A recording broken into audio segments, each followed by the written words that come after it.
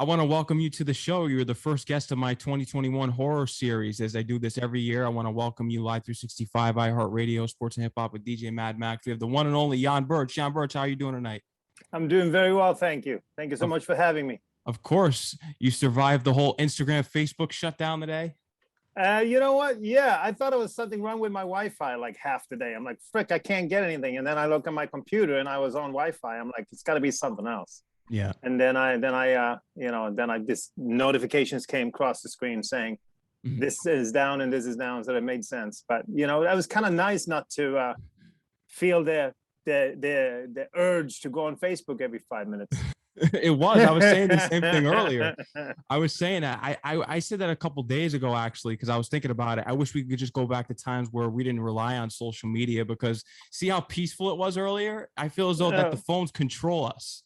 Yeah, they do. I mean, even just making phone calls, it's hard maybe for the teenagers or the college students today to realize that when only a few years ago we had pagers. That's right, that was years ago. Yeah, or you come home and you have this machine and you push play and see who called. I mean, you might be gone all day, you have messages, you have like 25 messages when you came home, and at least it wasn't like, you got to talk to me now, do this now, got to call this now, text this, text that. It's in a way you feel handicapped without it, I think, because you're so used to having it now. At the same time, sometimes at least me, I have to just take a break and realize, dude, I haven't had this all my life. So, we've survived well without it. So, chill out for a second. Exactly. I remember being young, even in elementary school, when social media didn't exist. And the people that are born nowadays, they're never going to have that experience of living life in reality, actual reality. No, not at all. And I mean, I have nieces and nephews, and they never speak to a single person anymore. They just text. Yeah. And I'm like, well, no, he hasn't texted me back yet. I'm like, just call him. Oh, no, I can't call him. I have to text him, That's how it is, especially when you go to the movies nowadays. And it's even affecting the movies with social media and technology, because if you think about it, all the new movies, especially through the pandemic, and if you heard about the new Halloween Kills, they're showing that on Peacock. So you're seeing the movie industry change a lot, especially during these times with COVID and social media. Yeah, for sure. I mean, it's good and bad. I think we have so much outlet now. So that's a good thing, for actors and so forth. Like, I think Netflix, released like something 455 TV shows last year, some ridiculous amount. So obviously it's a lot more work out there. At the same time, I think we're losing something, because it's so much, it's kind of waters it out. So it's and what I do too, I'm guilty. I get stuck on the Netflix, on the Hulus or the Voodoos, where you can just stream. And now I lean back sometimes and I realize, well, this network show was canceled. This was canceled because nobody's watching the networks anymore. They're just doing the streaming thing. Exactly. Which is sad too, because you still need the prime time. It's still something special with, I believe anyway, with just like the real networks and the cable channels and all that stuff that we, went from network to cable, now it's streaming. It's obviously you're going to get some get some victims out of this in the industry, obviously, because everybody can't really fit. But I welcome it. It's more work, it's a lot more outlet, it's a lot more to choose from. At the same time, I miss a little bit where they gave, like the Friends, for example, the TV show Friends, it took 3 seasons before they actually had good viewers. Wow. And Seinfeld too. Seinfeld, I think they gave 3 or 4 seasons. I have thunder here in LA today. I don't know if you hear it, but I rarely have thunder, and it's like, man, it's going down right now. Wow. Anyway, they gave those shows 3-4 years before they said, hey, yes or no, because it took a couple of years for the audience to get used to something like Friends. It was like, first, like, what is this? And then all of a sudden it grows on you. They don't do that anymore, unfortunately. Now it's like on network level, after 2 episodes, all of a sudden it's gone. It's like, what happened? Well, we didn't get the viewers the first 2-3 episodes. They don't even give it a season. No. And that, I think, that's the downfall of having a lot of outlet, obviously having a lot of materials and a lot of releases, because as a filmmaker or a TV producer, you don't get the same chance. And if you're an actor in those shows, you don't really get the chance. You're gonna pray that everybody hits it out, does a home run the first pilot. Otherwise, you might not be around. No, you got that right. Well, let's start off from the beginning here. I want to get into your early life of growing up in Sweden, because I read online that you were able to move all over the world in different countries early on, and you got into acting because of your father. He was in the business. But tell me about life growing up in Sweden. Life in Sweden is fantastic. Like I said, I'm not an immigrant because I don't like where I came from. I mean, it's not like, a lot of people now from Central America and stuff, they're looking for a better life, which I totally understand that side. Coming from Sweden, that's not why you move here, because life is great in Sweden, but specific industries, and entertainment is one of them. It's very small, very closed, the same actors works on every single freaking project. It's like a little clique. And if you're not in the clique, and you want to continue doing this for a living, I had no choice. I had to bail. And actually, as a teen, I was reading online that you were in something in Sweden. You took place in some teen shows similar to MTV. You were on a couple of MTV type of shows in Sweden. Yeah, it's called young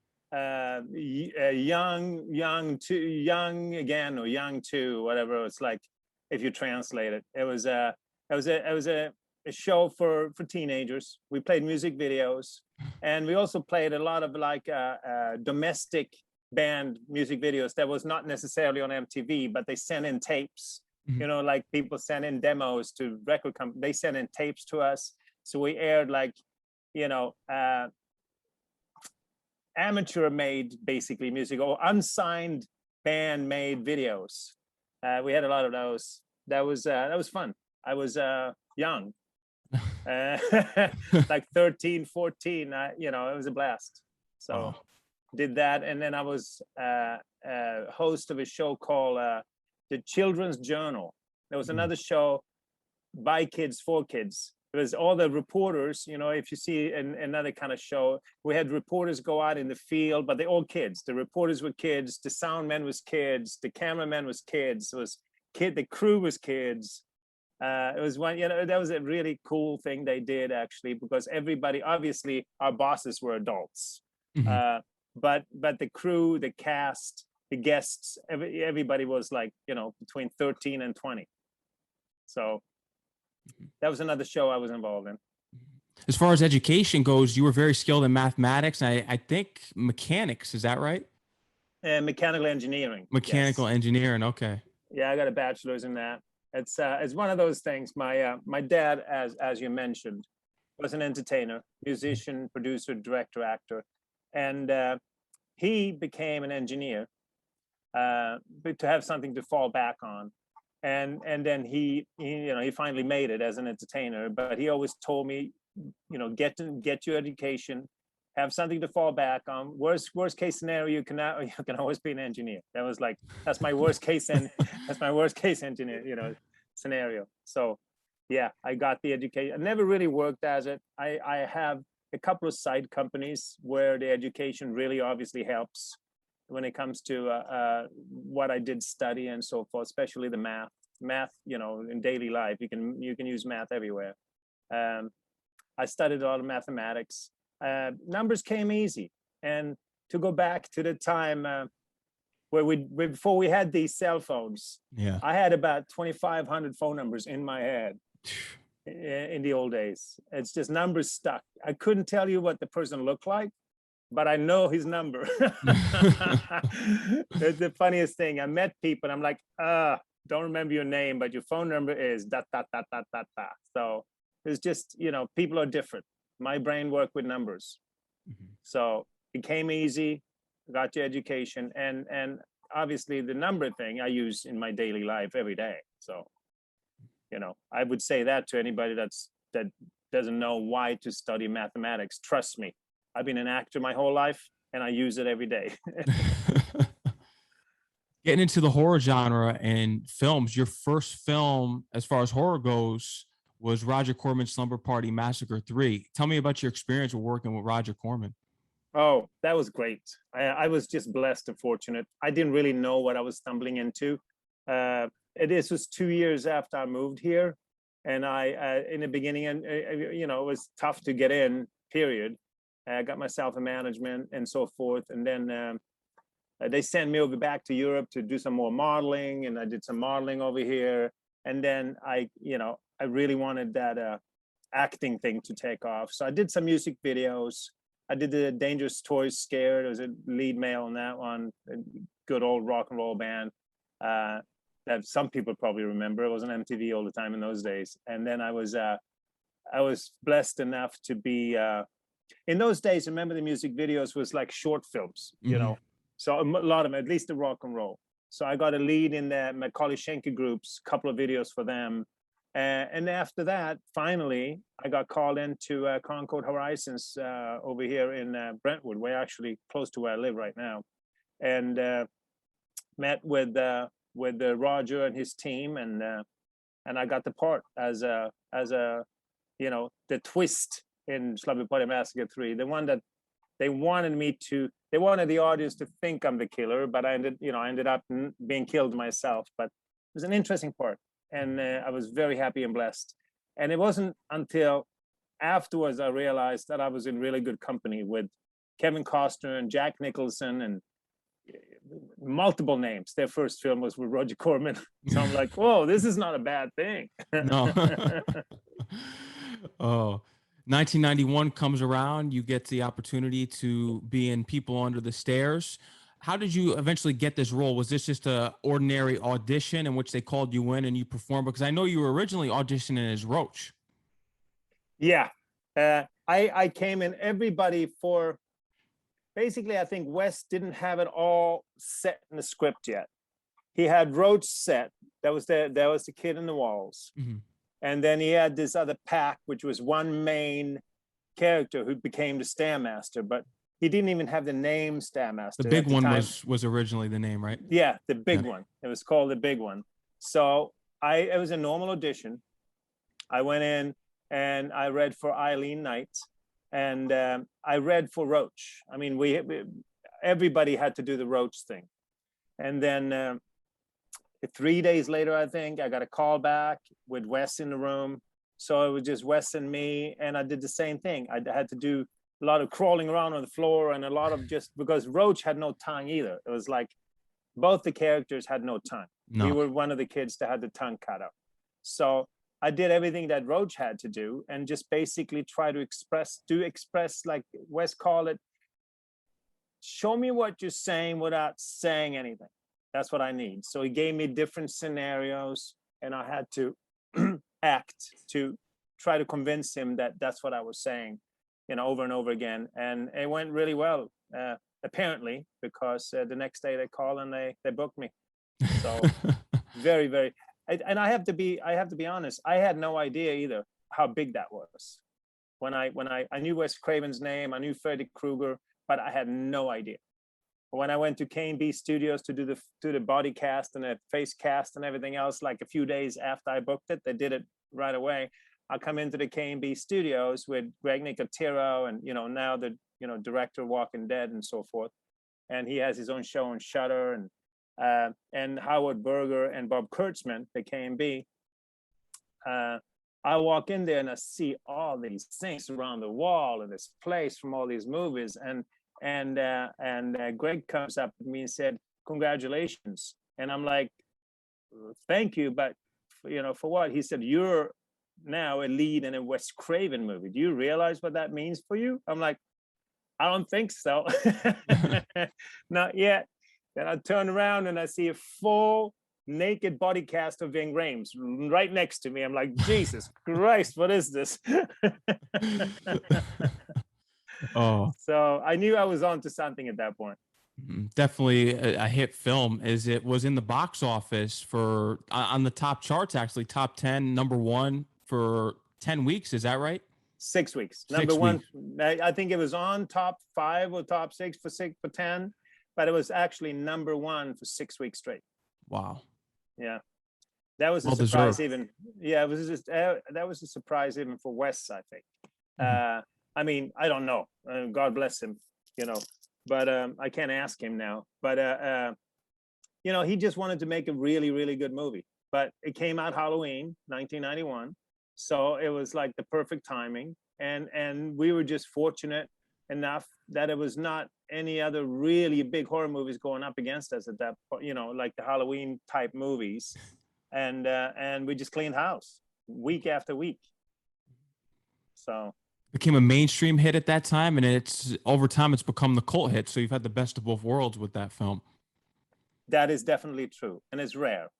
Mm-hmm. And that's another thing that I thank God for. That was I'm blessed for that, of course, to have a cult hit and a box office hit. They're very far and few in between, and I'm very, very lucky to be part of one of them. Mm-hmm.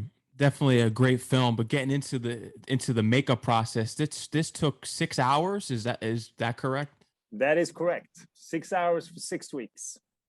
The double six, yeah, every day. In the end, I have to say, they were down to, some days they might have done it in 4.5. It got a little faster. It all depends on what else was going on during the day, but it was on average, it was about 6. And you made good friends with the makeup artist too, because he was the one that did the design of the dinosaur in Jurassic Park. Yes, he did. He was handpicked. Mark Maitrey, a very good friend of mine now. He was handpicked by Steven Spielberg to sculpt the only life-size dinosaur in Jurassic Park, the original. And Godzilla. Yep, very, very, very talented guy. He was a groomsman at my wedding. 9 years later. So we got 6 hours a day for 6 weeks. You get to know somebody quite well. The story that I always love hearing when I listen to either interviews or panels that you take place on is when you tell the story about the people coming in from Universal because you guys were over budget and Wes was on the roof hiding from them, waiting for them to leave so he could finish the film. Yeah. It's one of those. It's one of those very, very dear memories of mine. Real quick, I know you heard it, but real quick, for anybody who hasn't, I can do the short version. I come to set as usual, like 6 a.m. or something, because I have to sit 6 hours before I even work. And everything's different. I go into Renmar Studios by Gower and Sunset in Hollywood, and everybody's running around like rats, like ants or rats or whatever, and nobody's stopping. And I'm like, hey, normally it's like, hey, how are you? Good morning. What's up? Do you want some coffee? Nobody's talking to me. Everybody's running like this. And I walk up to my room, and I get my stuff down, and I walk over to the makeup, and everybody's straight. Even Mark was a little bit like shakier than normal. And I'm like, what's going on here? Oh, the suits are coming. The suits are coming from Universal. We're over budget. They might shut us down. And you know how people are, humans. There's just a human nature. I overheard things like, oh my God, my kid's going to college. I can't lose this movie. Please don't shut me down. I mean, like it was that kind of attitude or energy in the room or in the studio, so to speak. Everybody's very concerned. Everybody except Wes, which tells you a lot about this fantastic, wonderful man that he was. Nobody could find him. So I'm walking around, and him and I had quite a very, close relationship after, at this point, we were quite close. So he had some spots that he usually hide out on if he doesn't want to be disturbed that I knew about, or we used to hang out with. So I checked a few, didn't see him. Everybody's asking me, where is he? Where is he? They're coming. So the suits show up, this whole train of people actually in black suits and ties and walking around from room to room and asking a million questions about the producers and this and that, and why is this taking so long, and why is this happening here? And where's Wes? Nobody could find Wes. So I think, okay, I know where he's at. So I go behind the studio into the fire ladder, and if you take the fire ladder from the corner of one of the sides, there's only on one corner, the other ones were blocked, but it was one that was, the lock was actually, the padlock was broken. Which is, everybody didn't know about that, of course. So I got up to that on that fire ladder, and I peek out, and yes, lo and behold, there lies Wes on his back straight up in a blue sky with the sun up, completely quiet. He didn't even move his head when I know he could feel I was there. So I just said, "Hey, Wes." He said, "Yeah." I said, "Are you all right?" He said, "I'm fine." I said, "What are you doing?" He said, "I'm waiting for them to leave so I can make my movie." Legendary. So yeah, that was one of my best experiences with Wes, was that day, because just for me as a 20-something at that point, realizing that this guy knows what he's doing. This guy submitted the script. He got the green light. He got the money. He might be over budget right now, but he knows they're going to make money. Like we saw in the end, 6 weeks, #1. They had nothing to worry about. Nobody needed to come to set. So his confidence and passion of what he was doing, at the same time that he was more concerned about getting it done right than getting it done fast, tells you a lot about him. Mm-hmm.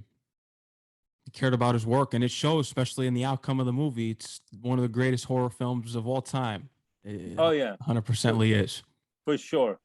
I mean, hey, if he would have been you never know, if he would have been a little bit weaker on this or that, or nervous about things, he might have listened to them for a second and cut something out, or try to speed roll it and cut some corners, and we wouldn't have the movie we have today. No. And it's still talked about today. I'd love to hear the first time that you met Ving Rhames on the set. We didn't work together, so I just met him very briefly. Just he wasn't known then either, which is interesting. He was doing his thing like everybody else. He had a few days on this, and he's like so happy to get to work. And he was just. I remember I met him at KMB, and he was complaining that he had to get naked and get plastered and stuff. I remember that. He's like, "Oh, motherfucking thing! I'm gonna have to go to fucking do this fucking thing." And I'm like, "Hey, you're making money." He said, "Well, I hope they do over 8 because I wanted fucking overtime to get naked." I remember that. Oh, and Brandon Adams too. I read the story. I don't know if it was in the article that I read that was recently written about People Under the Stairs, and which you reposted on Twitter. I think it was. Is it called The Wrap? Is that the name of the Wrap? The Wrap. Yeah. There was I did a full-blown guest blog interview on the Wrap. Yeah. Mm-hmm. Yeah. I think I read in that article or another one that during the scene with Brandon Adams, Wes Craven took Brandon Adams outside and they ran around the block to get ready for his scene. Yeah, that was another really wonderful story that I don't mind telling, and that I'm never going to forget. So it just tells you, again, what kind of person Wes is. It was late at night. It was one of the last scenes of the movie, but one of the most pivotal scenes, because I'm sitting with Brandon at this point, face to face, and he's trying to tell me, and I can't speak back, as we know, how to get out of the house. He has found a way out for us.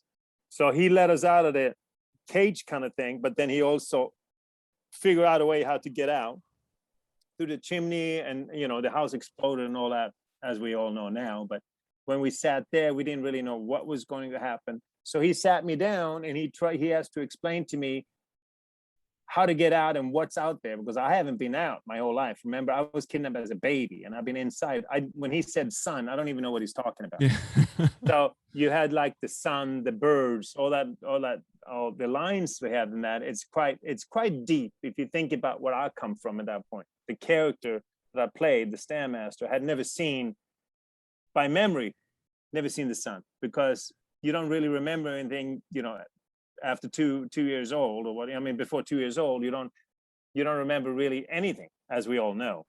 So he had to explain to me what that was about for me to get the power and the surge to want to go out. So we sat there and we took, and obviously, like, as you can understand from the explanation, it's an important scene. It's very important. But it's also one of the last scenes of the day, and the crew started getting restless. Everybody go home. Everybody wanted to be done already. This is Wes again, the epitome of meditation. I say, he steps back and he chills and he says, "Hey, Brandon, come here." So Brandon comes to him, 11 years old at this point, just a kid, and he takes his hand and he starts jogging straight out of the stage. Nobody knew where he was going at that point. He just looked back right before he turned and said, "You guys be ready."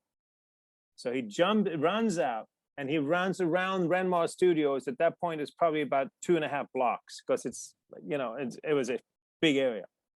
He runs around, jogs the whole way around the studio with Brandon, comes in hand, throws him more or less, like in a good way, not in a bad way, but like tosses him onto the set and calls action.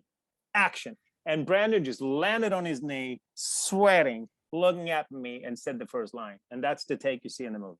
Mm-hmm.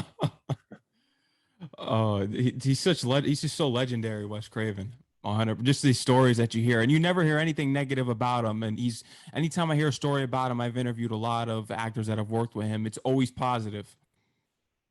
I haven't heard a single negative thing about him before or after working with him either. And knowing the relationship we had as friends, the biggest heart, like I always say to people, he is nothing like his movies. No, he's completely opposite. He has the biggest heart. He's very loving. He has passion and wants to help. And the last thing on his mind is to scare somebody or kill somebody, like in real life. Yeah. What he writes, on the other hand, that's a completely different ballgame. Yeah. He keeps that inside. Yeah, no, he's a gem. He's one of the best people I've ever met in this industry, I think. Mm-hmm. in all round, heart, compassion, understanding, support. I mean, all through the years, we talked, and he supported whatever I was doing. And yeah. That's right. I mean, I was up for a Warner Brothers film once, and I just said, "Hey, Wes, do you think?" Because the director said, I need to hear from other directors. So I actually had both Wes Craven and Chuck Russell. Wes Craven, God bless you, he's not here anymore. Chuck Russell's still here, that I did Bless the Child with, and thank you so much, Chuck. They both wrote amazing letters for me, for Warner Brothers, which I really appreciate. Wow, I'm like, well, I was that good to work with. No, very, very appreciated, and makes you quite humbled.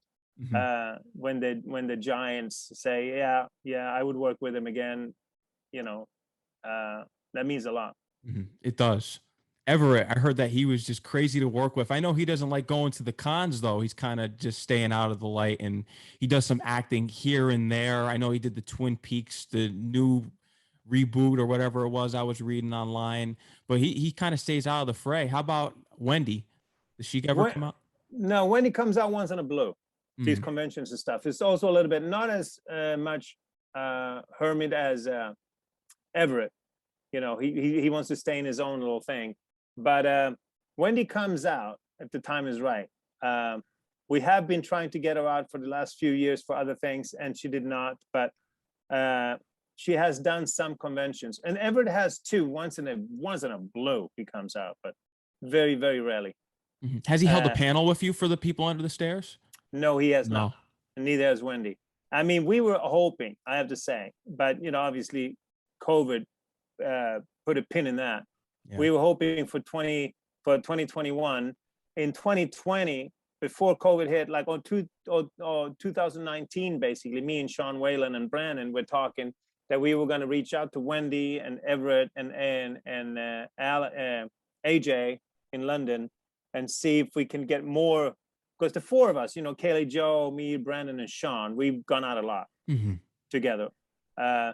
And we just thought, hey, maybe we can get a fifth or a sixth or something for the 30th anniversary.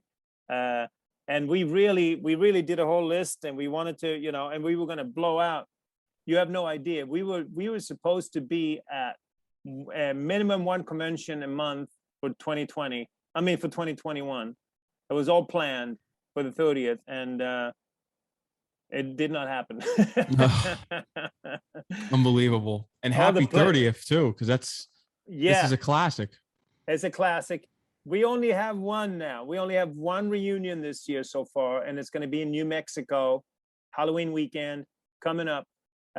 New Mexico Comic-Con Expo, I think it's called. All four of us, me, Sean, Brandon, and Kelly.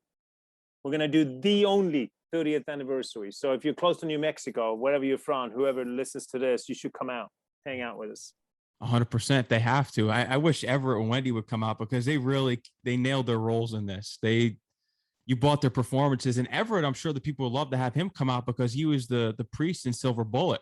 I'm sure the horror fans would go crazy if he came out for a convention. Oh, I'm sure. And he's great, and he's good. He's so good in this role. And what Wes did with it, it's based on a true story. But That's right. Wes puts the fiction thing. Obviously, the bondage leather stuff. There was stuff that he came up with that we don't. Obviously, we don't have no idea if that was true or not, including Wes. But how Everett just took it on and just said, "Bring it on! Whatever. What do you want me to do? How crazy do you want me to be?" He coming straight up. He was in the middle of Twin Peaks at that point. And what I like is that Wes casted Wendy and Everett. And he basically told him, from what I heard from him and overheard on set, just do your Twin Peaks characters with my script. Just, play it. I want what you do on TV, but I want it on screen. I want it on film. And that's kind of what we got. It worked, especially you can't forget the hot bath scene. That's oh my God. With AJ, that's like, I cringe when I see it now. Oh yeah, that's a great scene.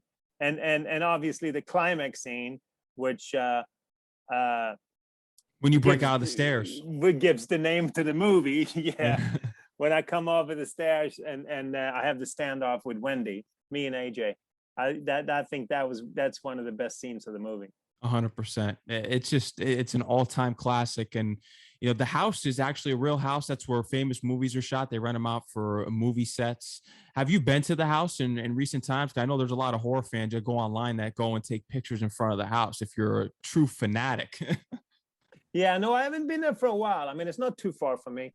It's in the old part of LA where in the 30s it was big mansions, very wealthy. Now it's kind of like the other way around. It's more of a ghetto area, but they have all these old homes. They're starting to rejuvenate them now, luckily.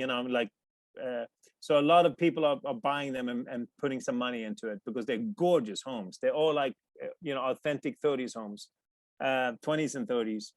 And yeah, no, I haven't been there lately, but I did shoot in that house. I shot a lot in the studio, I have to say, but all the scenes of me walking out of the house in the end of the movie, blowing up the house, that explosion is real. We blew the roof off that freaking house. So, the owners of that house are used to it. Like whatever you do, you just have to fix it afterwards because nobody lives there. It's just used for movies. And that explosion, we blew the roof. There's no green screen. There's no special effects. Wes just said, load it up and blow up the roof. So that's what they did. That's real, what you see on screen.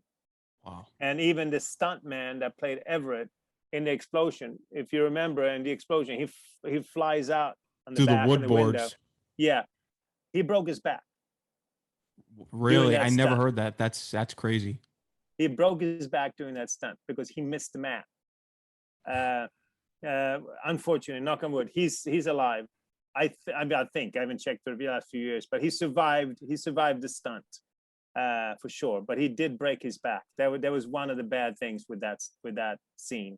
Because I remember we had to stop everything when the EMTs and the ambulance and everything came and had to pick him up. But he survived.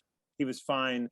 But yes, not only there was a real explosion, that was a real fall too. Yeah. He even missed the padding. Insane. Yeah. The DVD menu, when you turn on the DVD menu, you come up. What was your reaction the first time that you were the face of the DVD menu as a Stairmaster? Oh, I like it. Yeah. I mean, like I said before, when I first got the script, my character was called the Big One. So I read through the script and I kept going to Wes saying, it's not too much here. What do you want me to do in this? And he said, I didn't know what to write until I had you. So he said, now when I have you, Let's figure this shit out. So every day when I sat in the makeup chair, he came with new sides, new pages. He said, okay, today I added these 3 pages for you. Today I added these 4 pages for you. And then I think on the 3rd or 4th day, very early, 3rd or 4th day of the shooting, he said, I got your name. I'm like, what do you got? He said, you're the Stairmaster. I'm like, oh, that's awesome. He said, so, I mean, he created a cult figure right there, right on the spot. I'm like, I'll take that all day long. At that point, the exercise machine was very popular. So I remember, they tried to get me a deal with the Stairmaster equipment and all that shit. That was fun. That's a side note, but it was fun because we were negotiating me being on the actual Stairmaster and stuff. Yeah, that's a whole different story, but something to mention. But yes, every day he added pages. And he created a character name. 3 to 4 days in, I think I knew who I was. And after that, it was just more and more and more. And he just said, you are so vital into this. So now you just have to always be on your 10. And I'm like, you got it. He said, you lead the whole pack now. You the alpha. So I expect a lot from you.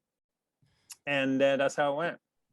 That's how it went. You stayed close friends with him for years. I was reading that in the early 2000s, he wanted to make a remade version of an actual movie for People Under the Stairs. And then eventually I heard that he was going to work on a TV series for SyFy, and that didn't pan out. Did Wes tell you about any of the ideas? Because he was going to have you a part of it. Did he tell you any ideas of what he had going on in his mind as far as the series or the movie?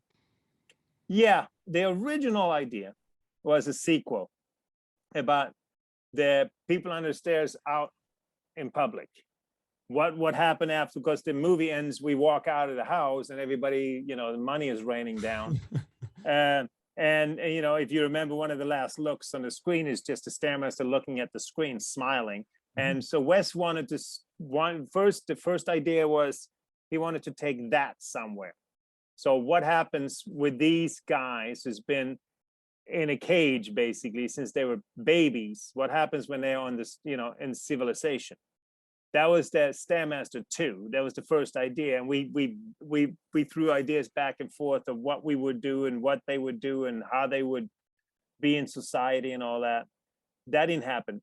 And then they came to him in the early 2000s and wanted to do a reboot or remake, and he said he was discussing it for a while. And he just decided, and we had long conversations about this on the phone. And he just said, I don't think I can beat the first one. I don't care how much money you give me, because they were talking 20, 30, $40 million budget. And we did the original for 6. Okay. So all of a sudden now, and it's like the Rob Zombie's Halloween, all of a sudden it went from $1 million to $50 million, but they still made it, He said, I don't know if I want to do that with this movie because it's such an original and you throw me $50 million. I don't know if I can do a better job or a better movie.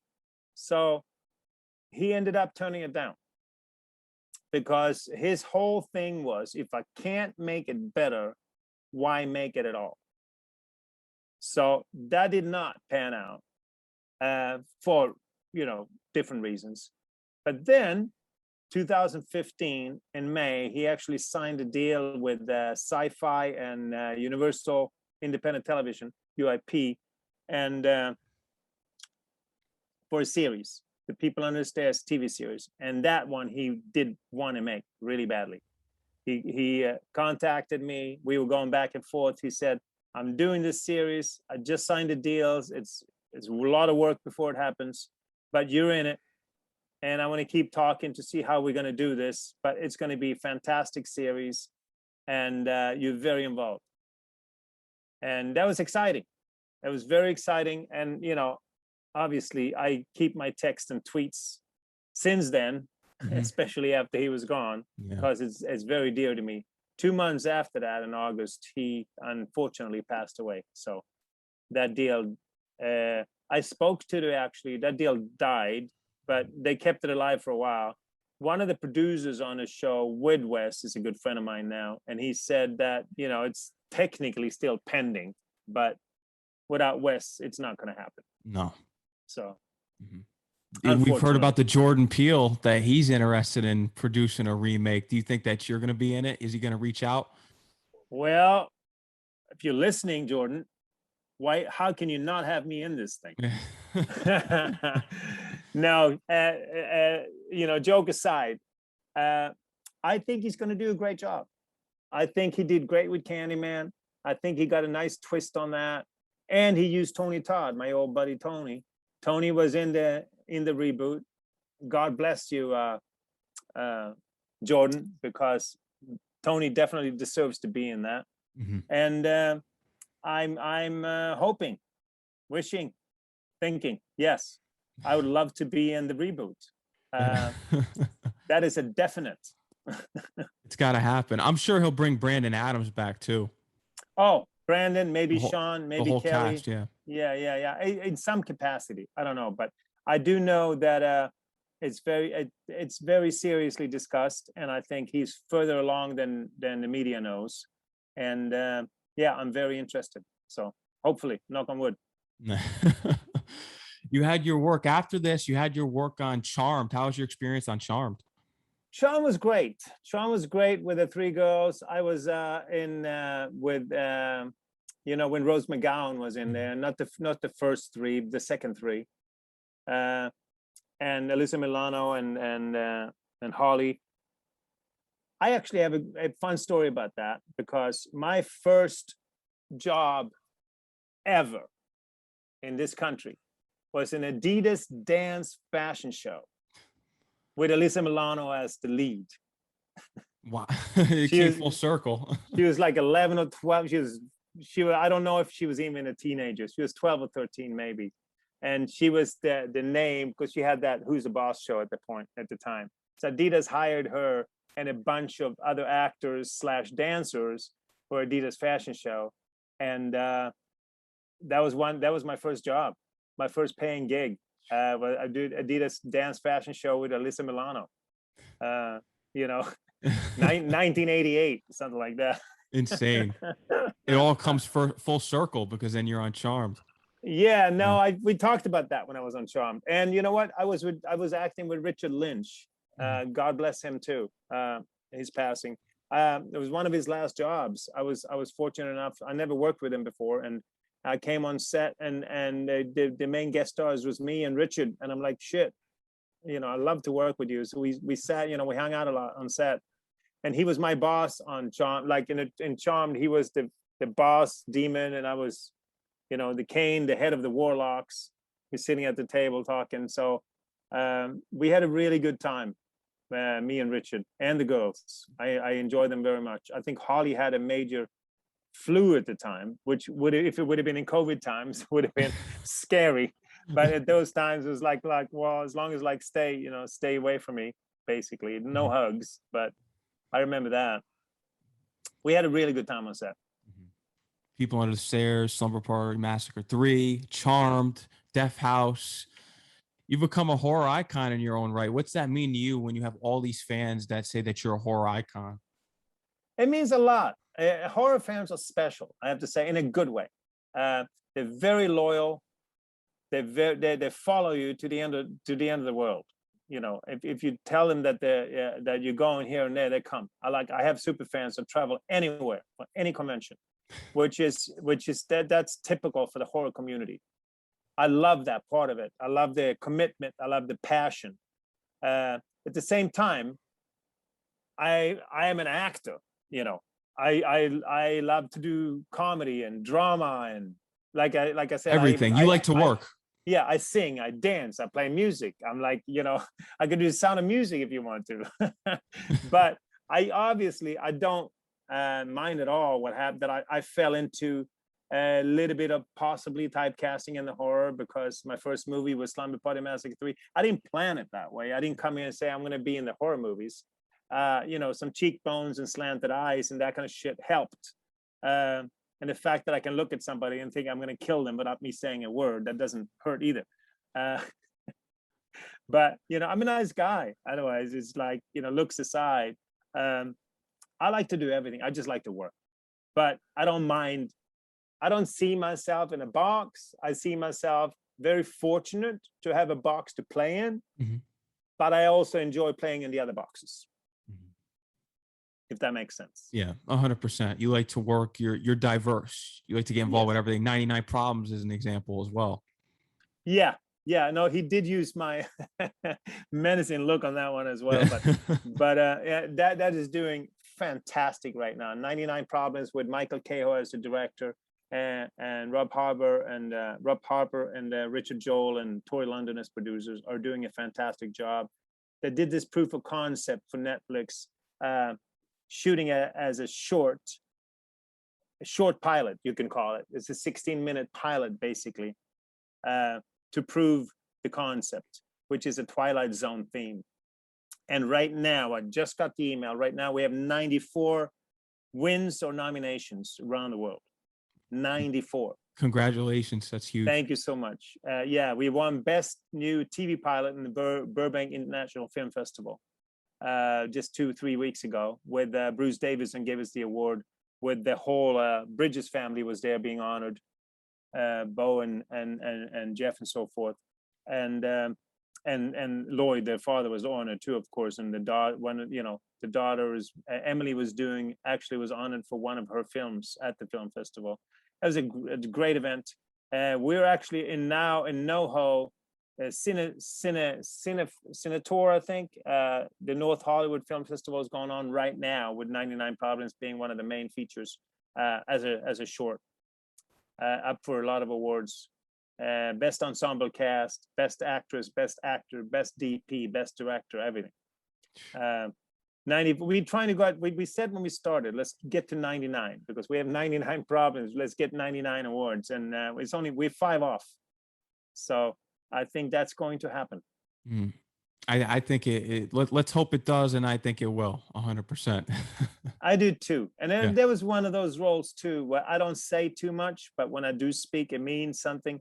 And it's all about the mannerisms and the looks, which I've been fortunate enough to get a lot of those parts.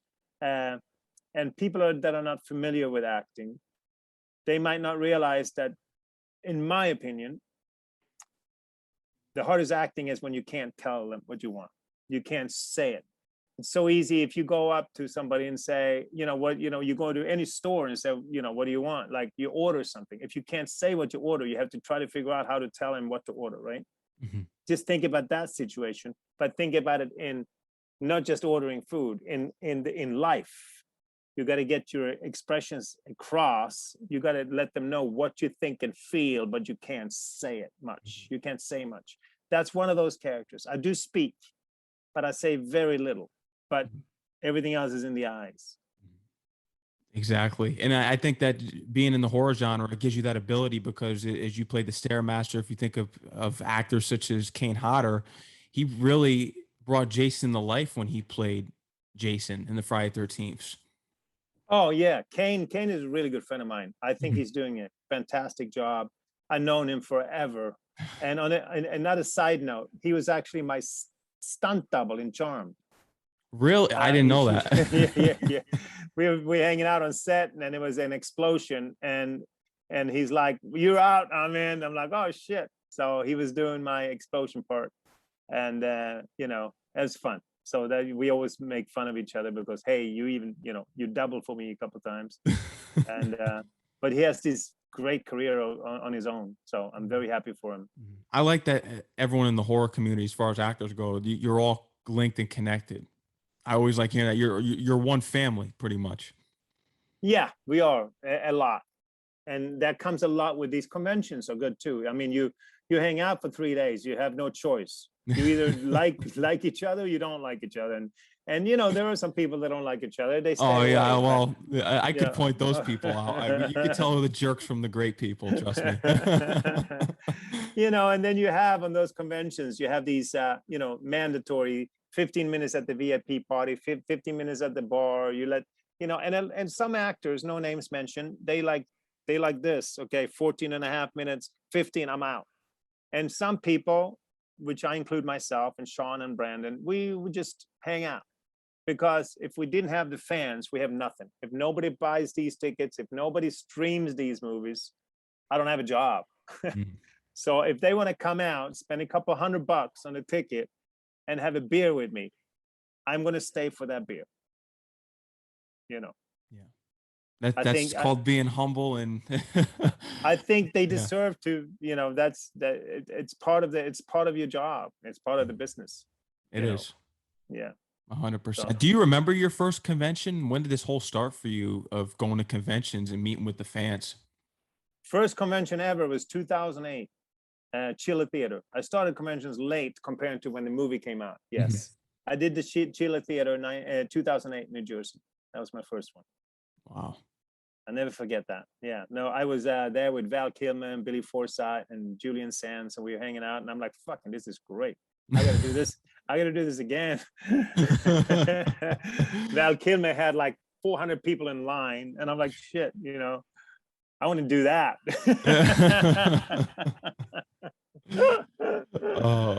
Now, how many have you been able to do since COVID? Because I know you got the 130th anniversary this year with the people under the stairs, but how many have you been able to do since COVID? None. We haven't done a single convention. We all a little extra careful. Some people, which I know very closely, some of my really dear friends, didn't really care, and I went out full force. Unfortunately, I had 14 friends and family pass away. My condolences. You know, close people to me. I wanted to take it extremely serious, and I didn't want to take any, you know, risks that I didn't have to do. So. And Sean and Brandon and Kelly basically on the same page. So we basically said, let's just take a break and don't go out for a while. And then it's also, you know, when you haven't gone out for a while, it's more fun when you go out, because if you go out all the time, you see the same people. Like I said, the horror community is so loyal. So even if you're 3 states away, the same person comes the next, if you do it in the next weekend, you see the same people. So I enjoy when you know, not doing that too much. I enjoy when you wait a little bit, and then it's more of an experience when you see the people again. So even without COVID, we are, you know, at least myself and the people on the stairs cast, we do not want to saturate the market too much with ourselves. No. Oh, but you have the Amityville Harvest. You've been in a tons of horror movies. I want to get into the horror movie that frightened you as a viewer, if any. The Shining. The Shining with Jack Nicholson. The Shining is my favorite movie of all time. Stanley Kubrick. I don't even have words for it. He just know what to do. And Jack's part of that. I met Jack in person, you know, after that. Fortunately in my life, I've been able to meet some people. And to meet Jack in person and then see The Shining, and it's a completely different person. And I'm like, God, he was good in that. And you realize how good he was. Yeah, for sure. Exorcist scared the hell out of me too. But The Shining for sure. Not just being scared, just the whole concept. And when the little tricycle in the hallways, and, you know, it's everything. It just has it. It just has it. It's up there. It's a top 5. I think we could easily say that top 5. Oh yeah. Yeah, for sure, definitely. Who's a horror icon that you haven't worked with on film that you would love to get to opportunity to work with eventually? I like to work with Robert Englund, and I would like to work with Tony Todd. They're both friends of mine, but we never worked together. You know, eventually it's gonna happen. Yeah, I worked with Kane. I worked with most people on Death House, as you know. Kane was in that too. So almost every horror icon was in Death House, but Robert turned it, you know, ended up not being able to do it, and then Tony was in it, but we didn't shoot together. So we're in the same movie, but I didn't get to work with him. It's gonna eventually happen. Oh, I'm sure, for sure. What's your proudest achievement thus far throughout your career? It could be anything. My proudest achievement. I have to go back to People on the Stairs. My proudest achievement is when Wes comes in for the first time with new pages and saying, "You're doing such a good fucking job. Here's more work." That I don't think I can describe how that felt. Yeah, one of the greatest directors does that to you. Yeah. Yeah, he adds pages because of what he's seen me do. I mean, at that particular moment, maybe it didn't feel like a really big moment, but now it does.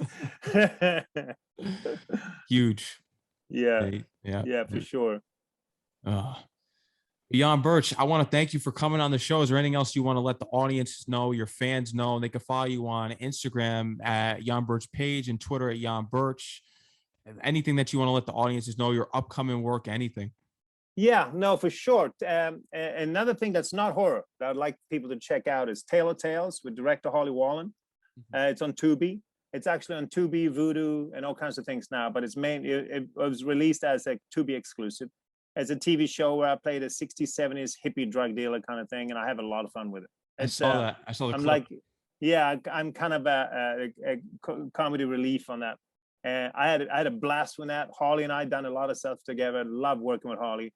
I also have, on that note, 99 Problems, as we mentioned. When it finally comes out, check it out. And then I have one movie that's out that I think people should check out is Agramon's Gate, also directed by Holly Wallen, especially the horror community. Play nice demon in that one. It's getting some great traction. Me and Lauren Landon, we had a blast, and amazing directing by Holly. And last but not least, I just shot my first movie since pre-COVID called Beneath Us All. It's a vampire movie with Sean Whalen. We're working together for the first time in 30 years. Sean is doing a fantastic job. And Maria Olsen is in it as well. She's doing a kick-ass job. And I'm playing the actual vampire. And I'm going from a monster type to human back and, like the whole transition. There's a lot of work. It's very intensive. But I think the movie's going to freaking rock and knock your socks off. It should be out February 2022. I mean, I'm sure the fans, and I'll be looking forward to that. A lot of night shoots, I heard. Oh, for you. It was all night shoots. I shot nights the whole time. And, being 50 something like I am now, it's not as easy as it was when I was 25. I'll tell you that much. It took me a while to get back to normal after that one. But we had a blast. And yeah, look out for Beneath Us All. I think that's gonna take over the market when that comes out. And it's so in time, because Interview with the Vampire is being rebooted. Like 3 other vampire movies are in development with Jason Blum at Blumhouse. Holly knows what he's doing. Sometimes he's got this intuition about what to shoot. So he's a half a step or one step ahead of the studios. So I'm looking forward to that movie for sure. But also, please, Tale of Tales, check it out. You can watch it tonight. That's right. It's not horror, but I'm having a lot of fun in it. And for all my hip hop fans out there, you could check out the People Under the Stairs soundtrack for "Do the Right Thing" at the end of the film. Of course, you can't forget about that. Oh no, that's awesome. Yeah, that had a great soundtrack overall. Don Peak. They just put it on Apple Music a couple months ago. Don Peak, and Stuart Besser was one of the producers. He's also a music manager for some really big acts. That's right. Yeah. And another trivia, Eminem referenced the People Under the Stairs in his song "Oh No." It's kind of a low-key song, but you can find it on YouTube. He referenced the People Under the Stairs. Oh, really? Yeah. Yeah, we got that community for sure. Yeah. Yeah. No, it's one of those films, like we said. I don't know how or why or how he did it, but it just crosses all the borders. It does. You can't say that you have to be between this age and that age, or women or female or male or whatever, rock, rap. Everybody wants to watch it. Yeah. Everybody likes it. One of the greatest. One of those movies. And I'm, like I said, I think that's what I'm most thankful for. To be part of a movie that crosses all borders and barriers, especially in today's age, with the hashtag this, hashtag that, different groups. He just accepted everyone, and he made the movie, and to make that it's a political movie, to make that political statement, 1991, and become #1, because most people didn't realize the political statement. No, not everyone could read in between the lines, but not until now. Yeah. They're like, whoa, this movie was very important. Yeah, very, very, very humbled and thankful and blessed to be involved in it. 100%. And It's one of the greatest, and it's undeniable. Never forget the first time I saw it. I was 6 years old, and ever since then, it's been up there on some of my top horror movies. That's another, you had a point here to end with that point possibly is I have so many people on conventions that come up to me and say, I was 5 years old when I saw this. I was 7 years old when I saw this. I was 9. And I was like, dude, it's a horror movie. It was like just one of those movies where the parents let the kids watch it. It was weird. They didn't let them watch Freddy Krueger, but they let them watch People Under the Stairs. And we had a lot of blood, but it was just one of those, like, because there was an 11-year-old lead in it. So they could feel at home, and they could actually feel more comfortable because they saw themselves in the kid, Yeah. fighting for the right thing. And I think that was very important as well. I think that was all part of Wes Craven's genius. It was 100%. I want to thank you for your achievements and recognize you for what you did for horror. And thank you for coming on the show again. And you're always welcome. Anytime you have anything that you need to promote and you want to come back on the show, you always have a spot here. Oh, I would love to come back.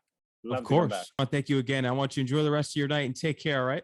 You too, man. Stay safe. Great being on here. Take care. I appreciate it. You too. Thank you so much. Yes, anytime. Thank you. Yes. Bye-bye.